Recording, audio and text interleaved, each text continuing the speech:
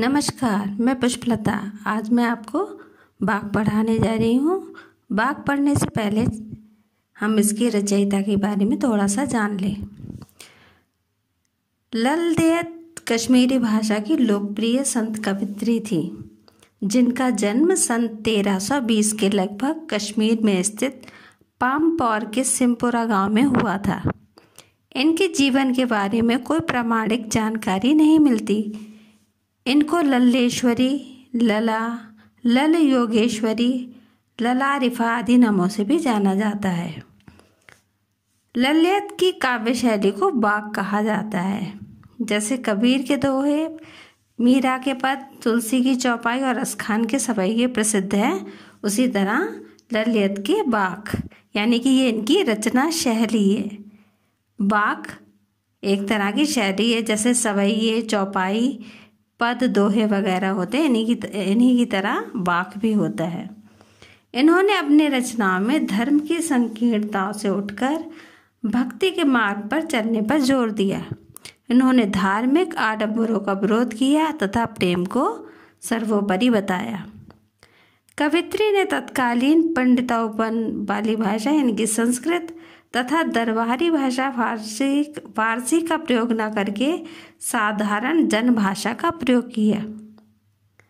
चलिए अब पहले बाग को देखते हैं। प्रथम बाग में कवित्री ने ईश्वर प्राप्ति के साधनों की निष्फलता तथा व्यर्थता का वर्णन किया है। वे कहती हैं कि ईश्वर प्राप्ति के जितने भी प्रयास कर रही हैं, यानी कि जितने भी साधन कर रही हैं, जैसे व्रत, कथा, योग, वैराग्य जो भी अपना रही हैं, वो सारे व्यर्थ हो रहे हैं। चलिए पहले बाग को पढ़ते हैं। रस्सी कच्चे धागे की खींच रही मैं नाव। यहाँ पर कवित्री कहती हैं कि मैं सांस रूपी कच्चे धागों से इस शरीर रूपी नाव को खींच रही हूँ। यहाँ संसार को सागर बताया गया है और मानव शरीर को नाव, जो इस संसार रूपी सागर में सांसों के द्वारा चल रही है। इस शरीर रूपी नाव को खींचने यानी चलाने वाली रस्सी किसकी बनी बताई गई है? कच्चे धागे की, जो कभी भी टूट सकती है। यानी कि मनुष्य का जीवन केवल सांसों के चलने तक ही है और ये सांसें कभी भी रुक सकती हैं या टूट सकती हैं, क्योंकि सांसें कमजोर और नाशवान सहारा हैं। जाने कब सुन मेरी पुकार, करें देव भव सागर पार। इस पंक्ति में कवित्री कहती हैं कि मैं दिन रात ईश्वर से प्रार्थना करती हूँ, उसका स्मरण करती हूँ, पुकारती हूँ। ना जाने कब ईश्वर मेरी पुकार सुनेगा और मुझे इस संसार रूपी सागर के पार ले जाएगा। यानी कब मैं निष्पक्ष प्रभु भक्ति कर परमात्मा से मिलन कर इस संसार के आवागमन से मुक्त हो जाऊंगी। पानी टपके कच्चे सकोरे, व्यर्थ प्यास हो रहे मेरे। यहाँ पर कवित्री कहती है कि जिस तरह कच्चे सकोरे यानी कच्ची मिट्टी से बने हुए बर्तन प्याली में पानी भरने पर वह पानी उस सकोरे में नहीं रुकता, टपक टपक कर बह जाता है, उसी प्रकार ईश्वर प्राप्ति के मैं जितने भी साधन कर रही हूँ वे सब व्यर्थ हो जा रहे हैं, यानी कि बेकार हो जा रहे हैं, और मैं प्रभु से मिलन उसका नहीं हो पा रहा है। उसका जो प्रयास है वो ईश्वर से मिलना चाह रही है, वो नहीं हो पा रहा है। जी में उठती रह रहे हुक, घर जाने को चाह घेरे। कवित्री कहती कि प्रभु से मेरा मिलन नहीं हो पा रहा है, इस कारण मेरे हृदय में हुक उठ रही है। हुक अर्थात मेरा हृदय व्याकुल है, परेशान है और मेरे मन में बार बार अपने घर जाने की इच्छा हो रही है। कहने का तात्पर्य यह है कि आत्मा सांसारिकताओं को छोड़कर अपने घर यानी कि परम धाम कहा, परमात्मा के पास जाना चाहती है, जो वास्तव में ही उसका घर है। चलिए अब दूसरे भाग को देखते हैं। इस भाग में कवित्री ने बाह्य आडंबरों का विरोध करते हुए कहा है कि इस संसार में संभावी अर्थात समान भाव होने से ही अज्ञानता रूपी बंद दरवाजे की सांकल अर्थात कुंडी खुलती है, यानी ज्ञान की प्राप्ति होती है। इसका भावार्थ इस प्रकार है। खा खा कर कुछ पाएगा नहीं। इस पंक्ति में कवित्री कहती है कि यदि मनुष्य विषय वासनाओं के भोग विलास में ही डूबा रहेगा तो वह कुछ भी प्राप्त नहीं कर सकता। अगर वो सांसारिकताओं में ही डूबा रहेगा तो उसे कुछ भी प्राप्त नहीं होगा। ना खाकर बनेगा अहंकारी। और यदि वह संसार और विषय वासनाओं का पूरी तरह से त्याग कर देगा, अर्थात संसार के नियमों कर्तव्यों का पालन ना करके अपने जिम्मेदारियों को अनदेखा करके वैराग्य धारण करता है, तो वह अहंकारी हो जाएगा। उसे घमंड हो जाएगा कि उसने विषय वासनाओं को त्याग दिया है।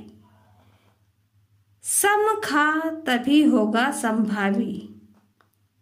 यहाँ पर कवित्री कहती है मनुष्य को समान भाव से रहना चाहिए, अर्थात ना तो उसे संसार का पूर्णतः त्याग करना चाहिए और ना ही केवल विषय वासनाओं में ही लिप्त रहना चाहिए। कहने का भाव ये है कि मनुष्य को समता का आचरण करना चाहिए, समान भाव का आचरण करना चाहिए। ना उसे सांसारिकता में ही डूबे रहना चाहिए, ना उन्हें बिल्कुल छोड़ देना चाहिए।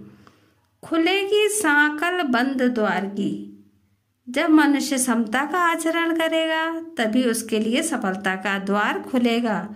जो अज्ञानता की कुंडी लगी हुई है वह खुल जाएगी और उसे ज्ञान प्राप्त हो जाएगा।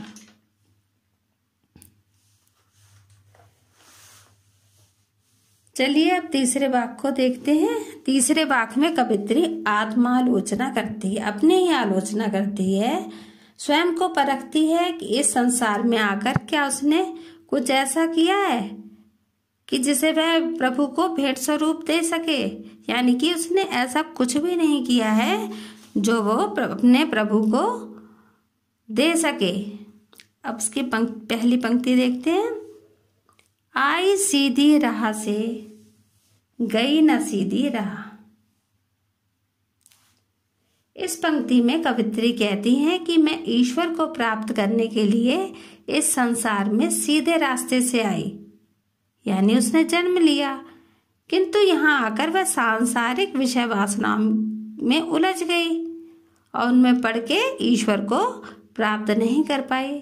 कहने का तात्पर्य यह है कि जिस उद्देश्य से उसने संसार में जन्म लिया था उस उद्देश्य को वह सांसारिक बंधनों में पड़कर भूल गई। सूक्ष्म सेतु पर खड़ी थी बीत गया दिन आह।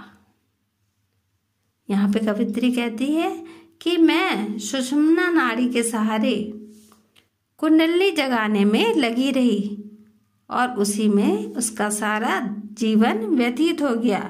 बीत गया दिन आह, यहाँ पर कहने का अर्थ है इसमें ही उसका सारा जीवन बीत गया। सुषुम्ना नाड़ी हठ योग में शरीर की प्रधान नाड़ियों में से एक नाड़ी होती है जो नासिका के मध्य में ब्रह्मरंध्र में स्थित होती है। तो वो हठ योग में अपने कुंडलिनी को जागृत करने में लगी रही। सूक्ष्म सेतु पे मतलब ईश्वर को प्राप्त करने के लिए वो हठ योग द्वारा ईश्वर को प्राप्त करने के साधनों में लगी रही और इसमें क्या हुआ, उसका पूरा जीवन बीत गया। जेब टटोली कौड़ी ना पाई,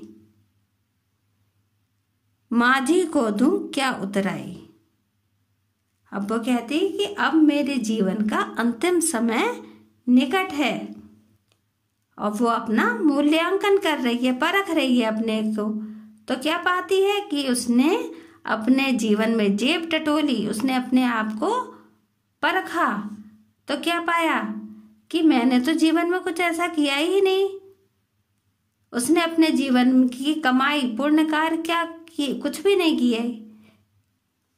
उसने ऐसा कुछ नहीं किया कि वो इस संसार रूपी सागर में पार उतारने वाले नाविक अर्थात ईश्वर को भेंट स्वरूप क्या दे। अब ये उसे ये समझ में नहीं आ रहा कि उसने जीवन में कोई ऐसा पुण्य कार्य नहीं किया, कोई ऐसा कार्य नहीं किया जो वो अपने इस संसार रूपी सागर में जो ईश्वर ने उसे पार कर रहा है तो उसको भेंट स्वरूप दे सके। चलिए अब चौथे भाग को देखते हैं। चौथे भाग में कवित्री ने भेदभाव, ऊंच नीच का विरोध किया है और ईश्वर को सर्वव्यापक बताया है। उनका कहना है कि स्वयं को जानना यानी आत्मज्ञान ही सत्य ज्ञान है, सत्य को ही जानना है। थल थल में बसता है शिव ही। यहाँ पर कवित्री कहती है कि शिव अर्थात ईश्वर का वास तो सर्वत्र है, यानी कण कण में है। ईश्वर तो सभी प्राणियों में वास करता है, वह सर्वव्यापी है। भेद न कर क्या हिंदू मुसलमान, उसे किसी धर्म जाति मनुष्य द्वारा बनाई गई किसी भी सीमा में नहीं बांधा जा सकता। उसका वास हर हृदय में है, इसलिए हिंदू मुसलमान के बीच भेदभाव को त्याग दो। ज्ञानी है तो स्वयं को जान, वही है साहिब से पहचान।